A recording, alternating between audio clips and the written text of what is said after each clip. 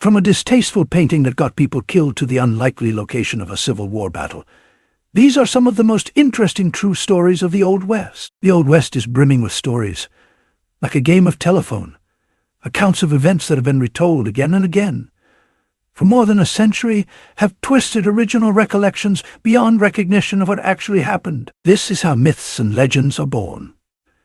But look a little deeper into Old West history, and you'll be treated to a myriad of true stories that range from bizarre to haunting to hilarious. In today's video, we bring to you incredible facts about the Wild West. Stay tuned as we show you several genuinely true stories of the Old West that sound made up but aren't. Number 1. A painting of a bull with abnormally large genitals sparked a deadly shootout in Kansas. The kind of Wild West shootouts resulting in someone getting killed that is portrayed in movies are typically inspired by the kinds of trouble you'd expect. Gambling disputes, women, robbery. But in 1871, 2 men died by gunfire over an advertisement featuring a comically well-endowed bull. When 2 proprietors of the Bull's Head saloon painted the image on the side of the building's wall, the town flew into outrage and enlisted the help of City Marshal Wild Bill Hickok to remove. When they refused, Hickok took it upon himself to remove the mural and enraged the saloon owners in the process. In an attempt to intimidate Hickok, one of the owners told him he could kill a crow on the wing. What Hickok said next would become one of the most famous sayings in the West and prescient of what was to come. Did the crow have a pistol? Was he shooting back? I will be. One of the owners later tried to fire at Hickok, suddenly in the street, but he drew his gun first and killed him. This is where the story turns tragic. Seeing a figure rapidly running towards him from the corner of his eye, Hickok reactively fired, and the figure crumpled. He then saw that he'd accidentally killed his friend and associate Abilene Special Deputy Marshal Mike Williams, and the accident would go on to haunt him for the rest of his days. Number 2. Alaska used to be called Russian America. Most Americans' knowledge of modern-day Alaska's history is understandably murky at best. Unlike the contiguous U.S. states, Alaska is far removed from the rest of the country and is bigger than most countries around the world. To put it into perspective, Alaska is more than twice the size of Texas, which is massive in its own right.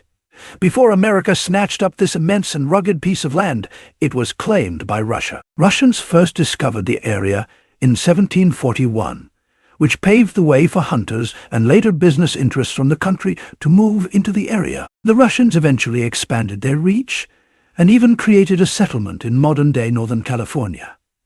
But after the Crimean War, Russia found itself strapped for cash and desperate to unload debts. After some back and forth between the 2 countries and a major delay caused by the Civil War, Russia sold the land for $7.20 million, 2 cents per acre. However, even though it was a good deal for America, the land acquisition wasn't popular and was passed only by a single vote in the Senate. Number 3. There was almost a war between the U.S. government and religious settlers in Utah. Outside of American historians and those in the LDS Church, when most people think of Mormons, they usually only think of things like the religion's stance on not drinking caffeine and politician Mitt Romney. But there's a chapter in this religious group's legacy story that might surprise you. Led by Church President Brigham Young, the Mormons arrived in Utah in 1847. After being persecuted, and some members even being killed across the country since the religion's founding 17 years before. Calling the area their own Zion, Smith and the church parishioners thought present-day Utah would be a place they could live and worship in peace. In addition to being a church leader, Young took the position of the territory's governor. The U.S. government saw the Mormons as a threat that could divide the country, so it sent federal troops and a new governor to Utah to replace Young and enforce federal law in 1858. Tensions boiled on both sides, and there was real concern that the meeting would devolve into war. But right before U.S. troops and Utah militiamen faced off, negotiators were able to avert a violent altercation. Number 4. The OK Corral shootout lasted just 30 seconds. When it comes to famous gunfights in the Old West, there are none more well-known than the shootout that went down at the OK Corral in 1881. The bloody event has been glamorized and embellished many movies over the decades, including Frontier Marshal, Gunfight at the OK Corral, Tombstone, and Wyatt Earp. Scenes in these movies typically portray a long, drawn-out spasm of violence, but in reality, the whole thing lasted just 30 seconds. However, quite a lot of violence can occur in half a minute, and it certainly did in this instance. In this quick span of time, 30 shots were fired, 3 men were killed, and 2 were wounded. Number 5. The New Mexico Territory hosted an important Civil War battle. Locations in the eastern half of the country typically receive all the attention when it comes to America's unbelievably brutal Civil War. But modern New Mexico hosted a battle so pivotal that it's often known as the Gettysburg of the West. The Confederacy hatched a plan to move north and then west from Texas, conquering areas as they went. When a group of 400 Confederate soldiers began marching east along the Santa Fe Trail on Glorieta Pass, they found 400 more Union soldiers waiting for them on March 26, 1862. The fight took place in a mountainous area at over 7,000 feet in elevation, and the soldiers had to contend with snow and cold. When it was over 3 days later, 375 men had died, and the Union declared victory because they were able to destroy the Confederate soldiers' supplies during the fighting secret. The battle was seen as crucial for the Union's ability to protect the American Southwest during the war. Number 6. Geronimo ran at soldiers in a zigzag pattern until he got close enough to use his knife. Before he became leader of the Apache, Geronimo didn't know how to use a rifle, so instead he used a daring method to go after his armed enemies. Mexican soldiers had massacred Geronimo's wife and children, so he vowed revenge on the soldiers. One night, Geronimo heard the mountain spirits tell him later, in a fight against Mexican soldiers, Geronimo refused to rain arrows down on the armed soldiers from a safe distance. Instead, he rushed the enemies, running in a zigzag pattern so they couldn't fire at him. When he got close enough, Geronimo went after the soldiers with a knife, took their rifles, and ran back to his fellow Apache. The pattern repeated so many times that Mexican soldiers started yelling, "Geronimo!" when the Apache charged at them. Number 7. Chief Sitting Bull sent $65 and a messenger to Annie Oakley's hotel room to get her autograph. In 1884, Sitting Bull watched Oakley perform in Minnesota. After seeing the show, the chief sent $65 to Oakley's hotel room, hoping for a signed photograph of the sharpshooter.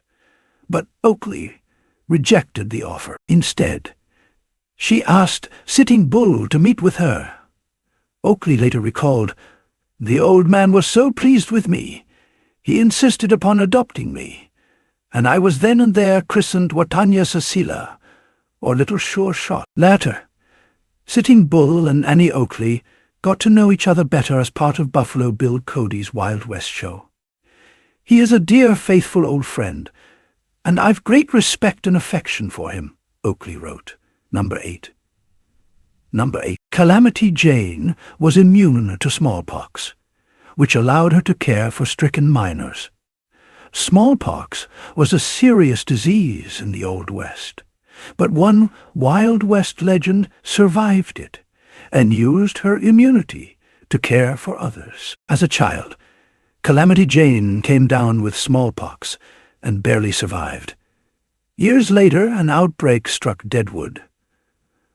Although she had no training as a nurse, Calamity Jane took care of 8 sick miners. An eyewitness even declared Jane was a perfect angel sent from heaven when any of the boys was sick. And Deadwood wasn't the best place to catch smallpox. Sick people were quarantined in tents without access to running water. Instead of abandoning the sick, Calamity Jane treated them with herbs and Epsom salt. She even pulled a gun to make sure the men had groceries and water. 5 of Jane's patients survived, and the town's doctors declared that without Calamity Jane's nursing, all 8 men would have perished. Number 9. A train company slammed 2 locomotives together as a marketing stunt. In the 1890s, William Crush had an idea. He worked for a railroad and wanted to entertain people by driving 2 locomotives into each other. In the pop-up town of Crush, Texas, on September 15, 1896, his plan became a reality when 40,000 spectators flooded the area, temporarily making it the state's second biggest city. The Galveston Daily News reported, men, women, and children, lawyers, doctors, merchants, farmers, artisans, clerks, representing every class and every grade of society, were scattered around over the hillsides or clustered around the lunch stands, discussing with eager anticipation the exciting event that they had come so far to see. The train started just after 5 p.m. The conductors started both trains before leaping to safety. The engines rushed toward each other, traveling at 50 mph, and then they slammed into each other.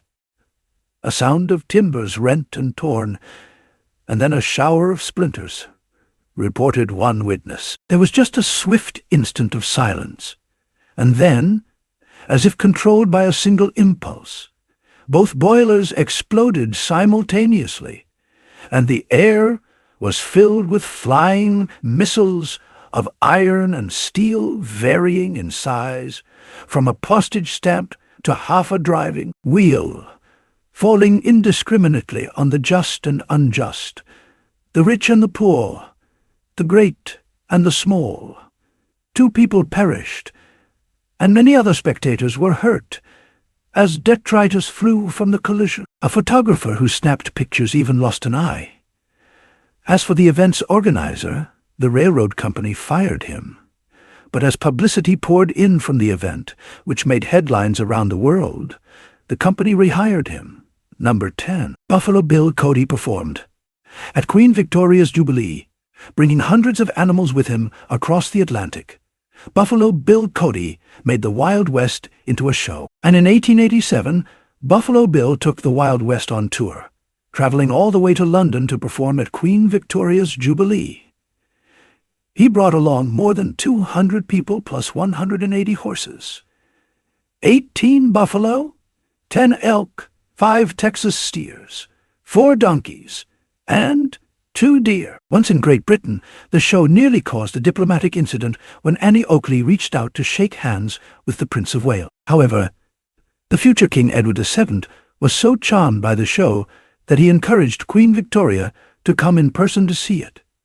Crowds of 30,000 came to the performances, eager to see the Wild West up close. Buffalo Bill Cody was a forward-thinking showman. When asked whether he supported voting rights for women, Cody said, "Set that down in great big black type that Buffalo Bill favors woman suffrage," adding, "These fellows who prate about the women taking their places make me laugh. If a woman can do the same work that a man can do and do it just as well, she should have the same pay." Number 11. On his way to the gallows, Billy the Kid, asked to use the outhouse, overcame his captor, and rode out of town. Billy the Kid was wanted in 1881 for shooting a sheriff in Nebraska and another man in a New Mexico saloon. Running from a $500 bounty on his head, Billy was eventually trapped and put on trial. The trial didn't go Billy's way. The judge found Billy guilty, saying the outlaw would hang until he was dead. "Dead, dead," Billy responded. "You can go to hell, hell, hell." His date with the gallows set, Billy the Kid pulled off a daring escape. On April 28, 1881, he asked the deputy guarding his jail cell to take him to the outhouse. Once free from the cell, the outlaw pulled off his handcuffs, took the deputy's firearm, and did away with the deputy. Knowing the sheriff would be after him, Billy hid on the roof of the courthouse. When the sheriff ran up, Billy yelled, "Look up, old boy, and see what you get." Then he fired on the sheriff, his escape nearly complete. Billy the Kid took a horse and hit the road. Number 12. Wild Bill Hickok took out a man who allegedly called him Duck Bill because of his pointy nose. The legend of Wild Bill Hickok started in 1861. That year, Hickok worked for the Pony Express in Nebraska. During a confrontation with a customer, Hickok fired at the man. It was the famous lawman's first slaying. What drove Hickok? The customer called Hickok Duck Bill, a taunt about Hickok's pointy nose. The shooting claimed the lives of 3 men and put Hickok on trial.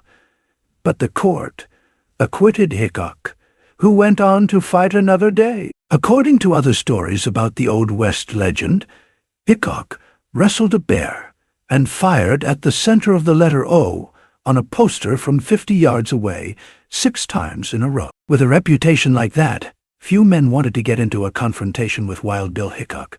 Number 13. Jesse James got the nickname Dingus after yelling Dingus, after yelling "ding it" when his finger was blown off. Everyone feared Jesse James, the man who raided trains, stagecoaches, and banks. According to a popular song, James was bold and bad and brave. But James had an unusual nickname, Dingus. The nickname came from the outlaw's teenage years. In June 1864, James swiped a saddle from a bomber who fired at him. Later that same month, as he was still recovering, Jesse accidentally blew off his finger while cleaning a revolver. "Oh, ding it, how it hurts," James hollered. His family gave Jesse the nickname Dingus in response. Number 14. Seth Bullock and Al Swearingen, from HBO's Deadwood, were real people.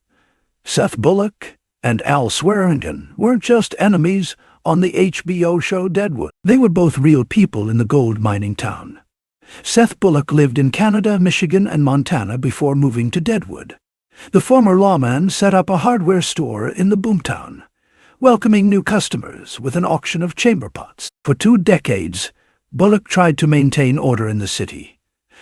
Al Swearingen was also a real person and a twin. Swearingen moved to Deadwood in 1876 to set up a dance hall called the Gem Variety Theater. Spectators piled into the saloon to watch fights. The Gem brought in as much as $10,000 a night, a fortune in the late 19th century. But did the real Bullock and Swearingen clash? In reality, the two divided the town down Main Street. People on Swearingen's side, known as the Badlands, left the rest of the town alone. Number 15. Medicine women like Dr. Quinn really were part of the Old West. Dr. Michaela Quinn might be fictional, but women doctors cared for patients across the western frontier. With doctors in high demand, women were able to break into the competitive medical field in the Old West. Bethania Owens Adair, for example, attended medical school in Michigan in the 1870s before moving to Oregon, where she hiked overgrown trails and waded through floods to reach patients. Mary Purvine also moved west to work as a doctor. After growing up in New England, where a woman doctor cared for her mother's broken arm, Purvine enrolled in medical school at Willamette University. When she braved a snowstorm and a flooded river to deliver a baby, the parents named the child after Purvine. The baby was cross-eyed and had a mean disposition, Purvine recalled. And she wasn't paid for until after I was married, when we had installments consisting of a bushel of tomatoes weekly. No wonder I don't care for sliced tomatoes. Number 16. Camels once roamed around the American West.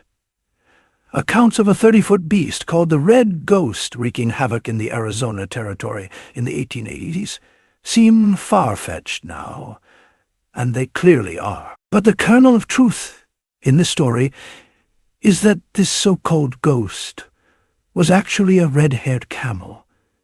When it was caught munching on a rancher's tomatoes, it was shot and killed.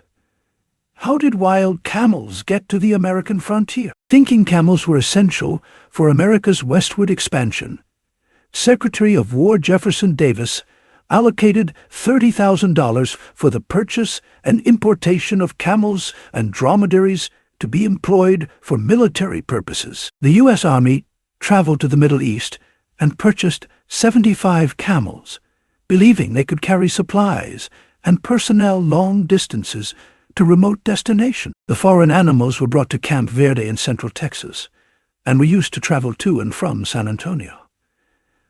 Then, the herd was split when 24 camels were sent to California for an expedition. The trip spanned over 1,200 miles of dry, barren terrain, and the difficulty of the journey and the success of the camels seemed to prove Davis right. Back in Texas, some of the camels there were tasked with searching for new routes along the Mexican border.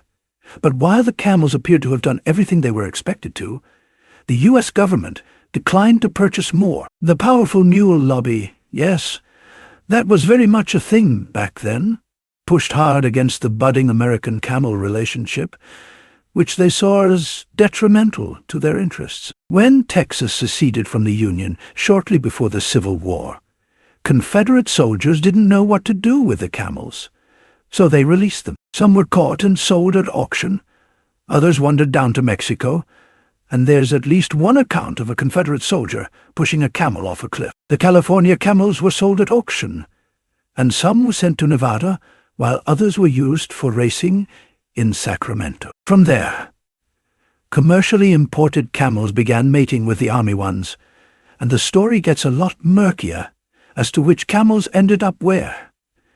Number 17 UFO sightings were reported throughout the West, half a century before Roswell. Long before UFOs were a thing, there were reports and accounts of mystery airships. Reports of long, blimp-like ships floating in the air began circulating in the western U.S. in the late 1800s. A half-century before the Roswell, New Mexico incident in 1947. People reported haunting sightings of the large ships being manned by human-like figures, rather than the strange ships being the product of alien design. The popular belief was that a secretive inventor genius created them. But Thomas Edison was credited for creating them so often that he had to release a public statement denying his involvement. Though historians think the sightings were probably just the product of dirigible test flights, American newspapers published stories written to add fabricated mystique and drama to the events, as they were known to do at the time. Editors of these newspapers thought that the public knew their stories were essentially fake and saw them as entertainment. But many readers believed the stories.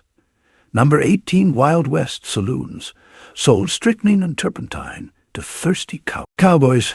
Prospectors and miners weren't too picky about their alcoholic beverages. At one saloon in the Sierra Nevada, saloons sold tarantula juice, which contained strychnine. And strychnine wasn't the only harmful ingredient in the drink. Tarantula juice also contained wood grain alcohol distilled from turpentine. What happened to men who ordered tarantula juice? The strychnine gave them a burst of energy, similar to the body's response to methamphetamine. But as drinkers processed the concoction, their skin would begin to crawl, as though tarantulas were running up and down their arms. Muscle spasms and lockjaw often followed that sensation. On that note, we end today's episode. Thank you for joining us once again. We hope you enjoyed this video. Remember to hit the subscribe button and turn on the notification bell so you will be the first to see our new updates.